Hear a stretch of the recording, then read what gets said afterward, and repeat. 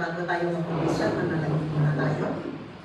Maraming salamat Panginoon. Itong oras na naman natin ang kalugod sa bawat isa sa amin. Maraming salamat Panginoon. We ask for your presence, Holy Spirit, na ikaw ang manahan sa bawat isa. Buksan mo ang aming tainga, ang aming puso, Panginoon, na ito paggulay-gulayan namin ng iyong salita, na meron na naman kami matututunan dito para gagamitin namin sa araw-araw namin na pagkikibaka dito sa mundo. How we walk with you, Lord. Bless your word, Father, na ikaw ang beautiful control, Lord. I just, kung ano man ang mga distraction niya, I just come against it in the mighty name of Jesus. Let it be na ikaw na ang itinataas namin at ikaw ang nagpupurihan. Ito sa dalangin ko sa pangalan ng Jesus. Amen and amen. Okay, our reason for today is, it's very simple. Ito na very basic, pero alam natin na may matututunan pa rin tayo. Ano? Ang topic ko is about yung forbidden fruit. Na ito ang unang-una na command ng Panginoon sa atin. Dito sa in the book of Genesis, chapter 2, verses 7 to 8. Paki-flash na, kapatid.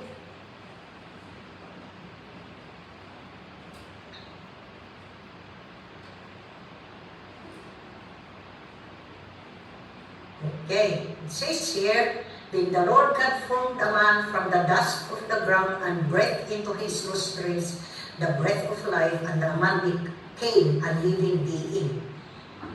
Now the Lord God planted a garden in the east in Eden, and there he put the man he had formed.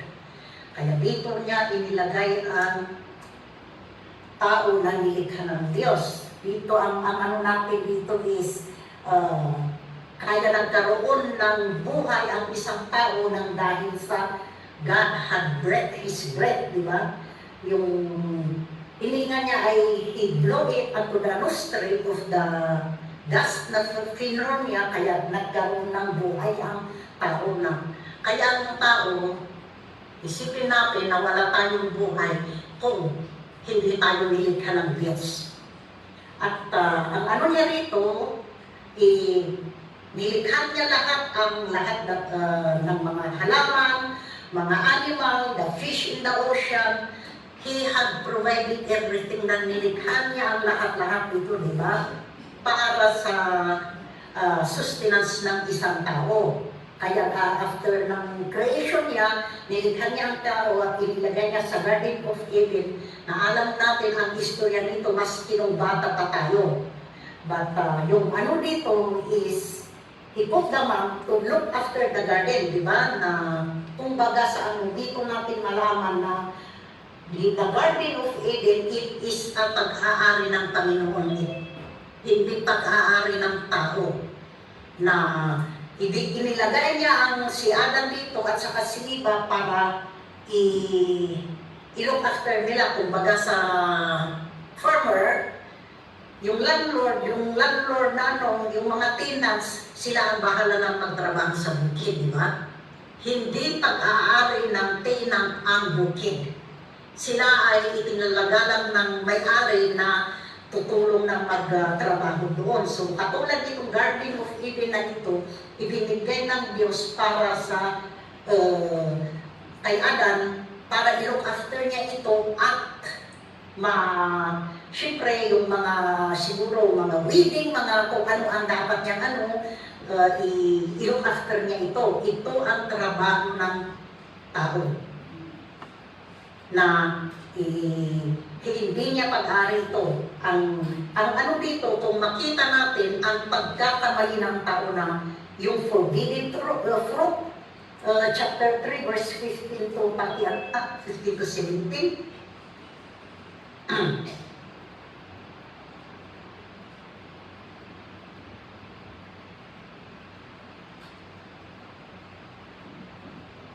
okay. Iano ko sa Tagalog, baka mas maingay sa Tagalog na lang. Pinatira ng Panginoong Diyos sa halamanan ng iri ng taong nilikha niya para mag-alaga nito. At sinabi niya sa tao, makakakain ka ng kahit anong bunga ng punong kahoy sa halamanan, maliban lang sa bunga ng punong kahoy na nagbibigay ng kaalaman kung ano ang mabuti at masama, sapagkat sa oras na kainin mo ito, tiyak na mamamatay ka. Ito ang parati natin na naririnig ito sa mga mensahe na pagkainin mo ang forbidden fruit, ikaw ay mamamatay. Pag ano natin, that's why it says that it is forbidden dahil off limits ito. Hindi dapat galawin ng tao ito dahil ito ay pag-aari ng Panginoon. Ito ang para sa kanya lamang na walang no one can harvest. Di ba? Ang off limits dito sa gobyerno, may mga pagpunta ka ng ospital, may mga off limits na hindi ka pwedeng makakapasok kahit na sino, yung mga tao lang na pwede, mga doctors o mga empleyado ang pwede makapasok diyan. So itong itong forbidden fruit na ito, ganito rin ito, na off limits ito sa tao na you are not allowed. Hindi ka po pwede na tititasin ang bunga niyan. Dahil nga, malalaman mo yung sabi dito that you will know the knowledge of the good and evil. But, nang dahil sa curiosity, katulad natin, ang mga maraming bagay-bagay na bawal, di ba? But because of curiosity ng tao, hindi nila ginagawa kung ano ang hindi nila sinusunod. Whatever the rules, hindi nila sinusunod, ginagawa pa rin nila. Kaya, yan ang dito natin na sabi niya, di ba? Pagkakainin mo ito, pagkainin mo ang prutas ng punong kahoy na ito, ikaw ay mamamatay. At ang alam natin na pagkamatay ng isang tao, hindi yung syempre, mamamatay na rin tayo, imbis na immortal ang tao, mamamatay na rin in the physical, at ito yung separation. Kaya nagkaroon na ng gap ng Diyos at saka yung tao. Kasi pinalayas na ng Diyos ang tao sa Garden of Eden at wala na silang, hindi na sila makakapasok yan, di ba? So ito ang natin na itong bilin ng Diyos sa tao, nang dahil sa kinain ng tao yung the knowledge of the good and evil, kaya tingnan nyo, ang tao ngayon, mas malala pa sila sa Diyos. Mas magaling pa ang tao sa Diyos. Ang tao ngayon, they can be judgmental, they can i-condemn nila ang kapwa nilang tao, hindi sila mapagpatawad. Ito ang mga resulta. Dahil sa pagkain ng forbidden fruit, you are unforgiving, you can be judgmental, pwede na yung lahat ng mga kasamaan ay ginagawa na ng tao. This is reality sa buhay natin sa ngayon. Mga illegal ginagawa ng tao. Kaya dito natin makita na nang dahil sa pagsuway, right? Sa pagsuway ng bilin ng Diyos, na ang tao na ay kung pagminsan mas magaling pa sa Panginoon. Tayong mga tao, aminin man natin o hindi, meron tayong sinasabi na ay, hindi kita pwedeng mahalin dahil ikaw ay ganito ganyan. Hindi kita patawarin. Pero ang Diyos, mahal pa rin niya ang tao. Kaya meron siyang, nang dahil sa ayaw niya na tayo ay lubusan talaga na mahiwalay, gumawa siya ng paraan na inanon niya si Kristo, i-sacrifice Jesus Christ para tayo ay ang relasyon natin ay dahil sa pagkain itong forbidden fruit na ito, ano ba naman ito na parang itong dahilan lang na napakaliit na bagay ito, di ba? Ano lang ba naman yung fruits na yan na pinitas ng kinain? if we are going to ikukumpara rin natin sa buhay natin, mga maliliit lang na bagay na nagawa natin at yun na ang sisira sa buhay natin. What are the things na rules na dapat na hindi natin gawin? Kaya tayo naghihirap. Di ba, katulad nito, nung kinain ni Eva ang prutas na ito tapos ibinigay kay Adam, ano ang nangyayari na? Ikaw lalaki, ayan, imbis na ang hindi maghihirap ang tao bago kakain ngayon, kailangan na magtrabaho ka with the sweat, kailangan na magtrabaho ka para mapakain mo ang pamilya mo. Ikaw babae, dahil sa hindi ka sumunod, mahihirapan ka sa panganganak. Yung ahas naman na yun na deceiver, ikaw ay will crawl on the ground at kakain ka ng gas. Sabi niya, di ba? Kaya, kung ihahalin lang natin sa buhay natin, sa araw-araw natin pamumuhay, ang mga maliliit na bagay na nagagawa natin, ayan ang umpisa ng kaya tayo ay maghihirap sa buhay.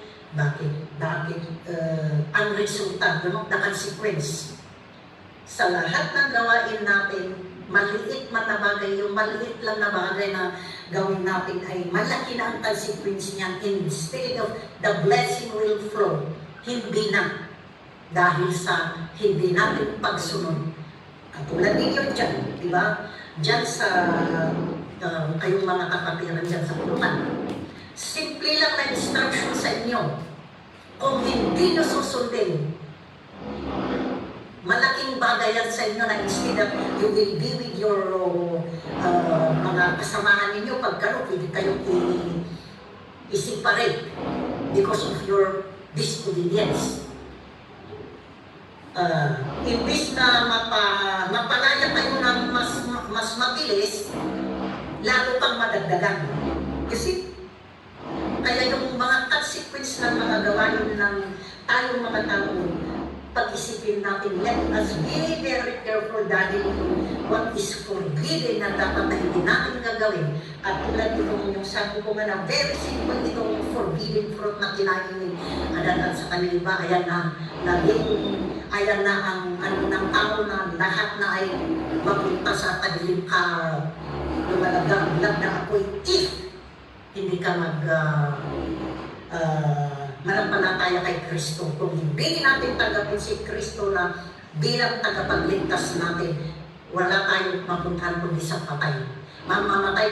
Itong katawan natin, di ba itong katawan natin dahil babalik ito sa lupa na pinanggalingan. Paano naman yung kaluluwa natin? Ito ang isipin natin mga kapatid. It is yung kaluluwa natin ang dapat natin na alagaan na iayos natin ang mga ginagawa natin. Yung kunti lang na pagsunod natin sa rules, malaking bagay na mangyayari sa buhay natin. Magiging masaya tayo sa buhay natin, magkaroon tayo ng kapayapaan, tayo na maging magkakasama natin ang pamilya natin, kaysa naman yung matigas tayo. Kung pinapatigas natin ang puso natin, lalo tayong mahihirapan. Bakit ba natin pahihirapan ang sarili natin? Di ba? Kaya dito natin itong kaalaman ng mabuti at masama, ito ay inano ng Panginoon para tayo. Kaya naalam natin ang masama at mabuti. Dito na niya ibinigay na niya kung maintindihan natin ang freedom of choice natin. Since kinain ng tao yung the knowledge of the good and evil now, it is our choice na ano ang pipiliin natin, yung masama o yung mabuti. Ibinigay ng Diyos, magpasalamat pa rin tayo dahil mahal tayo ng Diyos at hindi tayo robot na basta that's it. ang ano niya is, nilikha niya tayo para magkaroon tayo ng mabuting relasyon sa Kanya, di ba? Pero, nang dahil na sa pagpili ng tao na pinili niya na maging disobedient, pinili ng tao na maging disobedient, kaya we are spiritually dead. We are morally bankrupt tayo in the spirit. Kaya dito, dahil sa spiritually bankrupt tayo, walang maayos sa atin. Na yung sabi nga in the book of Romans na walang matuwid sa tao, ni isa walang matuwid, lahat tayo ay makasalanan. Ni isa sa atin walang matuwid. Magpasalamat na lang tayo at nandyan si Hesus Kristo na umako ng lahat ng kasalanan natin. So, kung tatanggapin natin siya, tayo ay maibalik ang relasyon natin kay Diyos Ama. Because yung relasyon natin, dahil na sa pagkasuway sa alituntunin ng Diyos, kaya tayo na-separate, di ba? Kaya wala na tayong relasyon, kaya ito ang kagustuhan ng Panginoon sa atin na tayo ay babalik sa Kanya. Kaya in the book of Malachi, chapter 3, verse 7, verse 7 ba yun? Pag-i-flash na.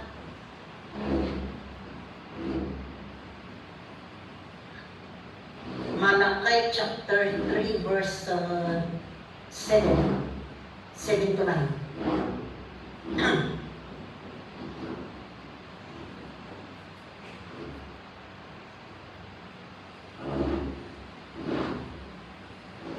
Tulad ng inyong mga ninuno, hindi kayo sumunod sa aking mga tuntunin. This is God speaking. Manumbalik kayo sa akin ang Panginoong makapangyarihan at babalik ako sa inyo. Pero itinanong ninyo paano kami manumbalik sa iyo, sabi niya, right? Dito, magtatanong din ako sa inyo, maaari bang nakawin ng tao ang Diyos? Parang imposible, pero ninanakawan ninyo ako. At itinatanong inyo, paano namin kayo ninanakawan? Ninanakawan ninyo ako dahil hindi ninyo ibinibigay ang inyong mga ikapu at mga halip. Ito, okay? When it comes to ito yung tithes and offerings na dapat lang na ibigay natin kasi katulad nga ng itong forbidden fruit na hindi atin, pero kinain natin, para sa Diyos yan, kaya dapat ibalik natin. Hindi man sa paraan ng ikapunayan, pero ang buhay natin, bumalik tayo sa Kanya. Sa ngayon, marami tayong ginagawa na dapat lahat ng oras natin, ilaan natin sa Diyos, mga gawain natin, ilaan natin sa Diyos, pero anong ginagawa natin? Masyado tayong makasarili. Aminin man natin o hindi, tayong tao ay makasarili. Lahat na lang ng gusto natin. Pero dapat lamang na may ibinigay tayo sa Diyos na tulad ng pag-ibig, right? Ibinigay natin sa atin ang pag-ibig ng Diyos. Dapat tayo rin ay mahalin rin natin siya. Lahat ng yung mga gawain natin, oras natin sa 24 na oras, dapat naman yung 10% ng 24 na yan, ilaan rin natin sa Diyos. Para sa Kanya, kasi dito natin maipakita kung gaano natin mahal ang Diyos. Mahal na mahal kita, Panginoon. Kakantahin natin yun hanggang kantahan pa. Hindi lang natin kakantahin, kundi we need to act on it by action lahat. Yung isip natin, ibigay natin sa Panginoon para tayo ay mapabuti, ilaan natin sa Kanya, kasi papaanong na tayo kung lahat ng bawal ay yun ang ginagawa natin. Okay?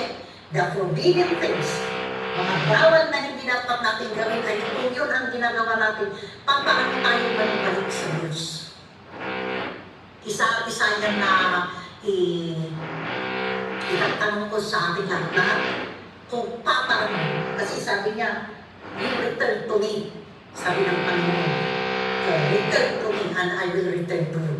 That is the word of the Lord. Kaya itong ano na ito, examinin natin ang mga sarili natin.